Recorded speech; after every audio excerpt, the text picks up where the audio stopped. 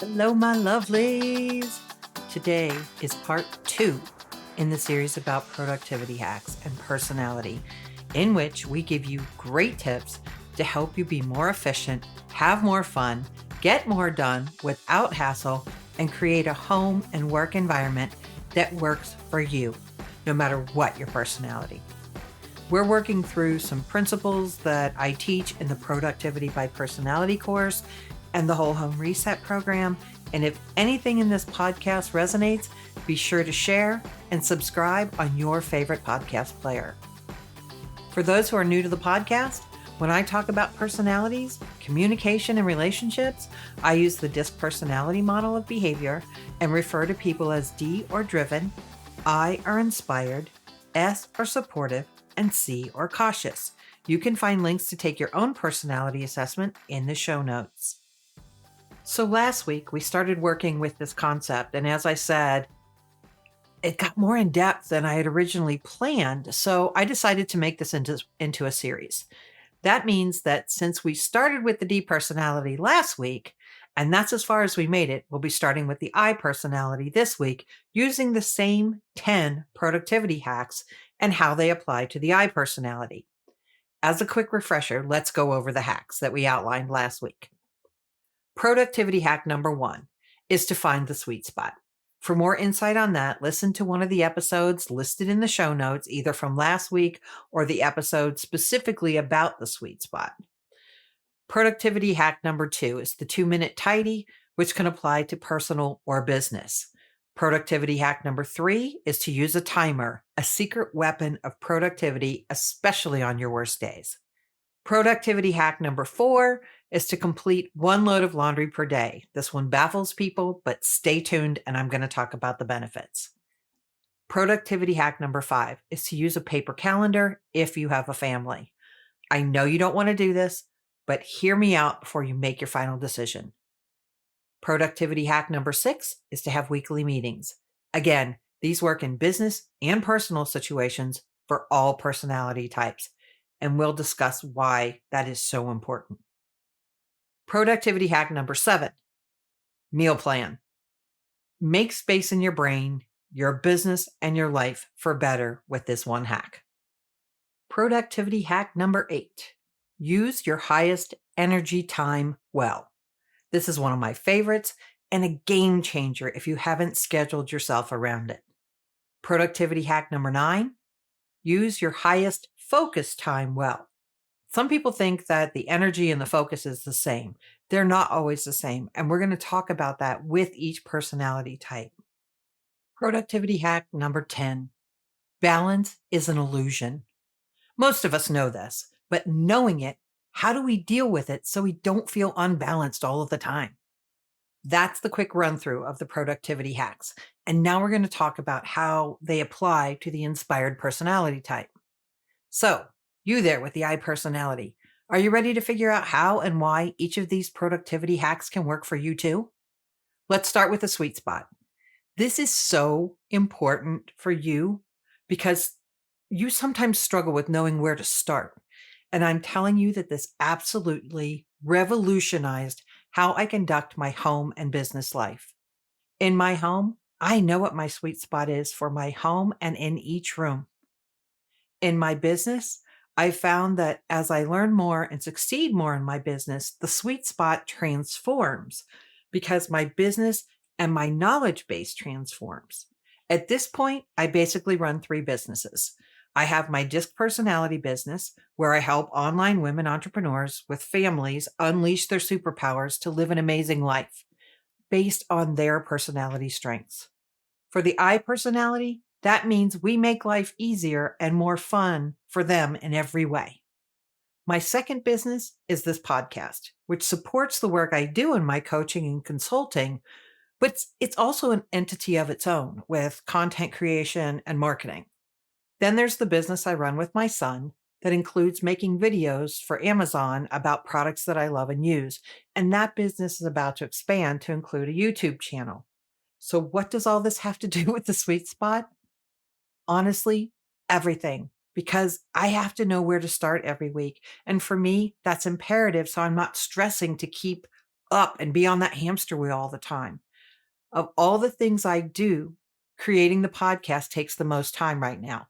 So I make sure I have the podcast flow as part of every day's to-do list. The disc business requires the second most energy and focus because it requires me to reach out and connect with people on a regular basis. Then finally, there's the Amazon business. And while I do spend a fair amount of time choosing what to make videos about, my son edits the videos and we work together on how to shoot them. Then I upload weekly and manage the back end of the business when I have CEO time on Fridays. That gets tricky on holiday weekends, so the sweet spot is even more important then. For the inspired personality, the 2-minute tidy is a game changer because the I personality struggles with time management. We often overestimate the amount of time it takes to do the smaller tasks, and then we avoid them, or we underestimate the time it takes to do a larger task, and we end up getting frustrated because we feel like we should be faster, when in reality, we just need to learn to understand our own flow and what it takes to do each thing we need to do. For longer tasks, we probably need to double the time. And for shorter tasks, we need to take advantage of the 2-minute tidy to get us started. At home, here are a few things that you can do in 2 minutes. Unload the dishwasher, unless it's overloaded. And listen, I let all the plastic with water droplets air dry in a dish drainer. I take them out, put them right in the dish drainer. You can pick up the entryway/living room. You can pick out clothes for the next day. Gather up laundry. Do a quick wipe of the bathroom and/or toilet. And the list goes on. Understand that I'm not suggesting you do all of these things by yourself, especially if you have other people that live in your house. The 2-minute tidy in our house was a great tool to get everyone involved with household maintenance without too much of a fuss. In business, a 2-minute tidy at the beginning and end of each day can keep the chaos monster away. That 2 minutes can also be used to plan the next day, look at the calendars to see what meetings you might have so that you dress accordingly. Again, the I personality often struggles with where to start. So doing these wind down things at the end of each work day supercharges your ability to get the right work accomplished. Again, I've tested this theory way too often and proven these principles that they work. Try it and see how your workday transforms too. Productivity hack number 3, the timer, is so useful for the inspired person because we're the most likely to get distracted even if we're working on something we want to do. Says the woman who finds herself shutting down Facebook on her desktop several times a day because she keeps popping over to look just for a sec. Or I go to research something and the next thing you know, it's, an hour later. The beauty of the timer is that it gives us an idea of how much work we're accomplishing in the time allotted, but it also redirects us when we get distracted, and goodness knows we're going to get distracted. We may have to look up a word or find a quote, and before you know it, we're headed down a rabbit hole that has nothing to do with anything we're working on. And while that can be frustrating when you realize you've gone down a rabbit hole for an hour or two, when you set a timer for 15, 30, or 60 minutes, you get redirected and you avoid harsh self-judgment later. That is a definite win. The timer for the inspired person can become like a trusted friend that redirects you when you get off track and reminds you of your progress when you're staying on track. And for almost all of us, it's right there in your phone that never leaves your side, so it's handy too. If you or a loved one is an I personality, please try this. And I promise, after a day or two, you are going to be blown away by what you can accomplish in less time than you think. I've been using a timer for over 20 years, and some days I still amaze myself with what I can accomplish in 15 minutes. It really is that cool. The one load per day productivity hack was one of the most powerful for me as an easily distracted, inspired personality. Mostly because I didn't believe for one moment that it's going to work. When I originally heard about this, I was a young mom with a 2, 5, and 8-year-old. The older two played sports year round: soccer, basketball, baseball, and my husband had additional part time jobs as a volleyball referee and softball umpire. So I had more than my share of laundry for a family of five. I always felt like I was behind on laundry, but I learned several things from this process. The first was that we had more clothes than we needed, so I began to cull some of them. I definitely had bins of clothes so my oldest son could hand them down to his younger brothers, but the drawers only held what we needed so I could easily put the clothes away. I learned that I only touched laundry for about 15 minutes during the cycle because I timed it. And I quick dry a lot of my laundry to get the wrinkles out and then hang them to dry the rest of the way so they don't shrink.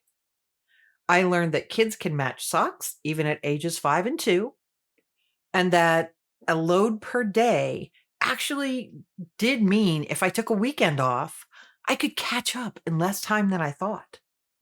There were a couple of additional unexpected benefits that surprised me when I started my home business. I started a load of laundry in the morning as soon as my husband was out of the shower, and it finished by the time I got the youngest out the door for school. That signaled the end of personal time and the beginning of work time.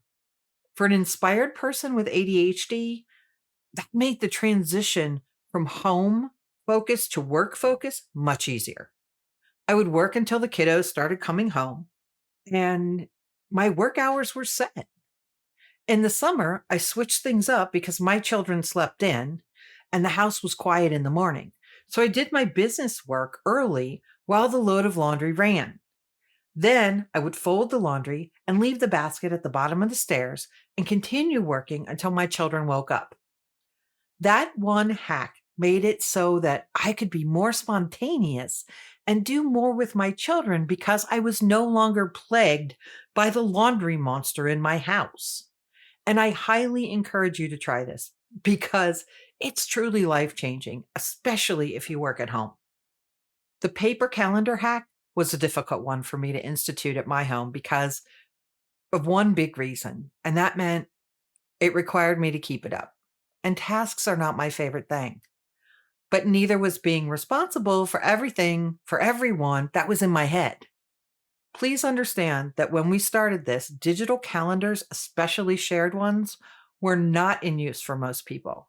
Having the paper calendar let me share the responsibility of all of these tasks and knowing where everybody had to be with my family rather than being responsible for my family. To this day, I take a few moments on Saturday or Sunday to plan out the next week and add it to the paper calendar so I can see at a glance where the snags might be and which days require more of my energy and focus than others.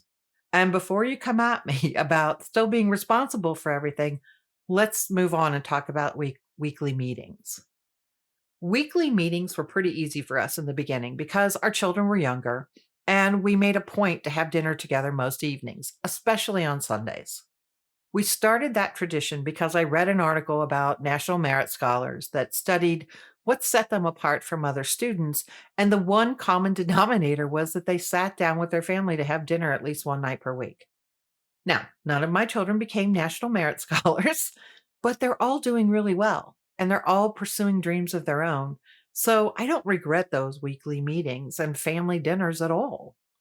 The thing about being an I personality is that time slips through your fingers.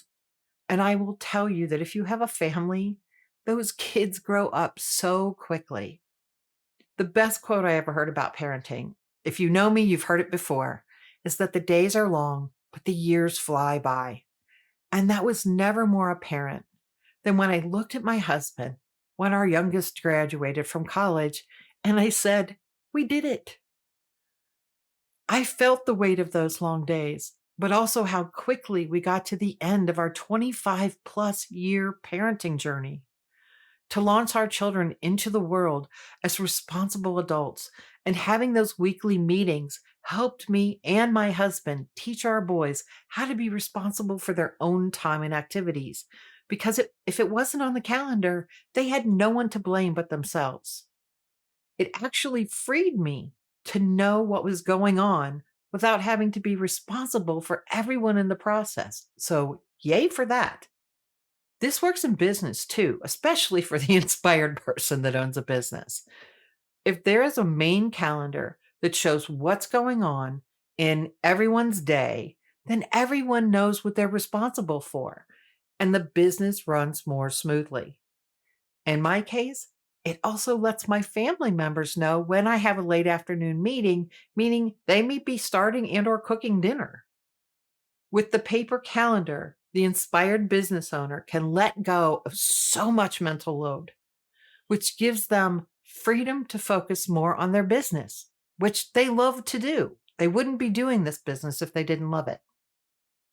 The next productivity hack, the meal plan, was a natural outgrowth of the weekly family meetings because we knew our children would be more likely to be willing participants if there was food involved.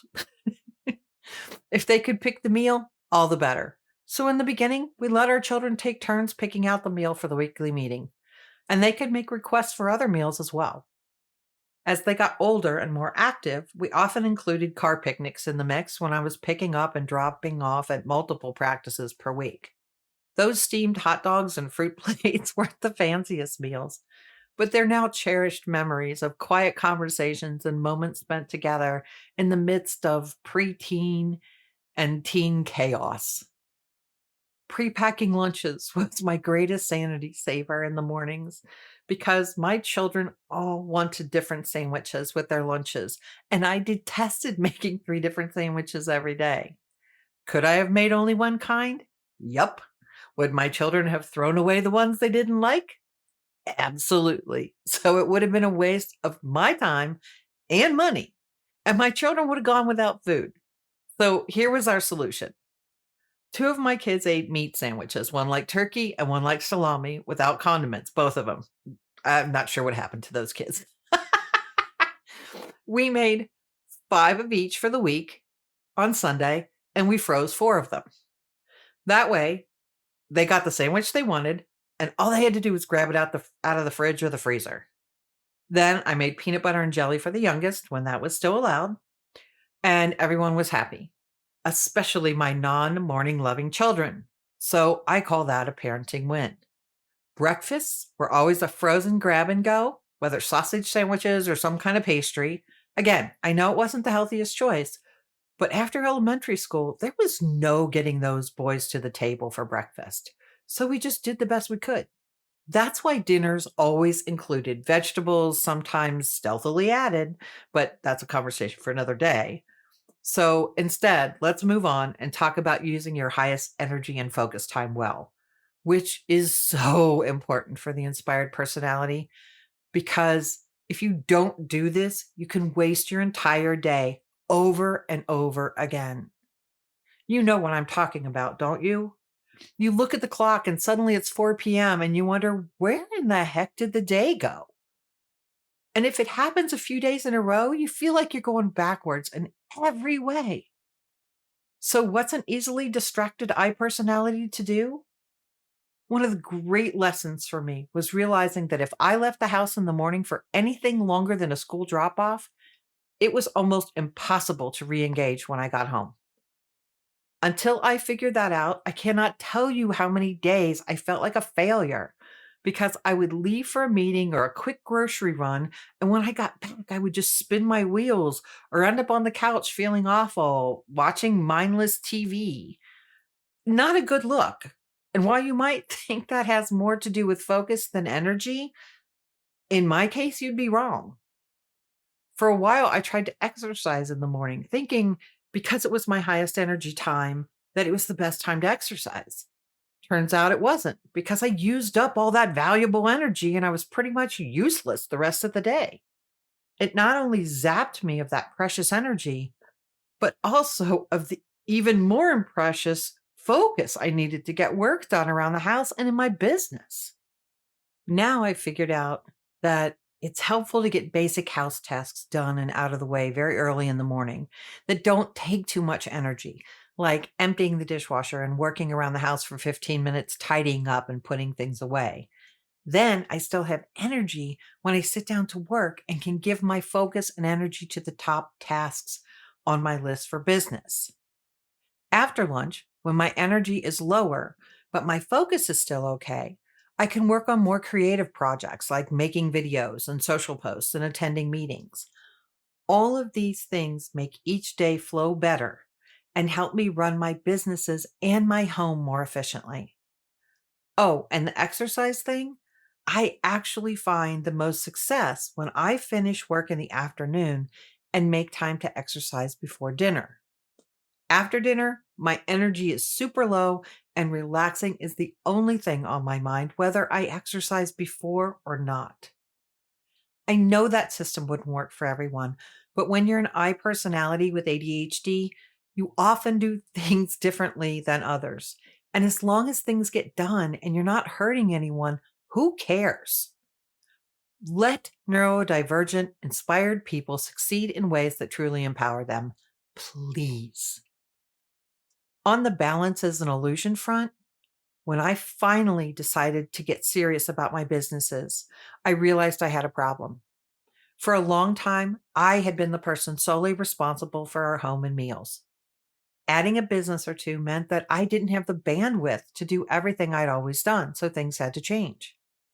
Fortunately, I have an amazing husband who immediately asked what he could do to help me out.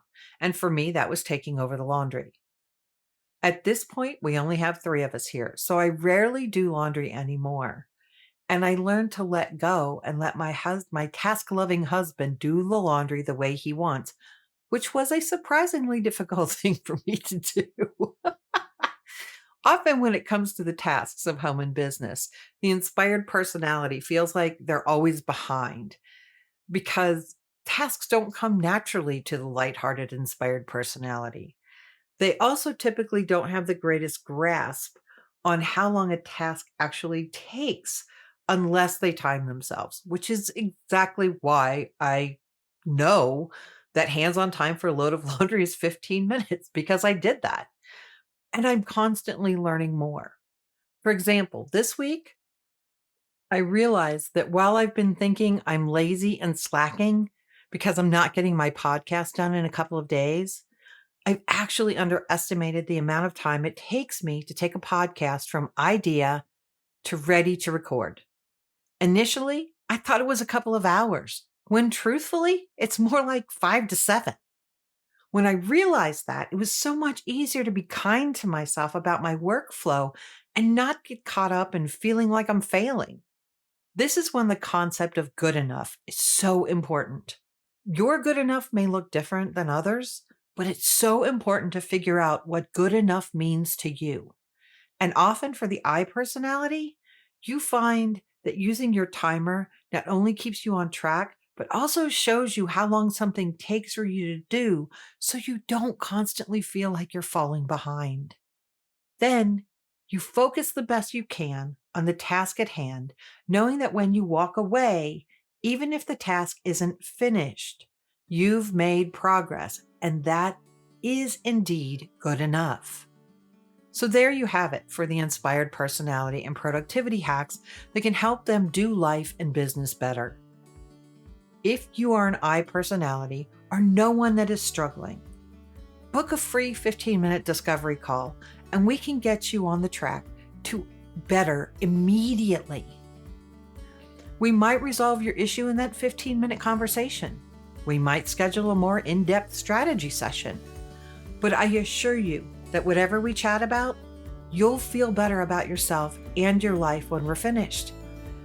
And you'll have some next steps to help you live better based on your personality, rather than someone else's plan that isn't working for you.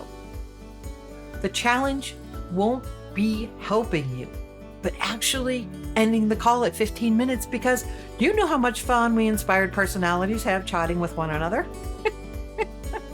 So go to Moving Toward Better. Go to the homepage and sign up for your discovery call to start living better ASAP. As always, if you like what you've heard, please share and subscribe. Until next time, keep moving toward better, whatever that looks like for you. Love you guys.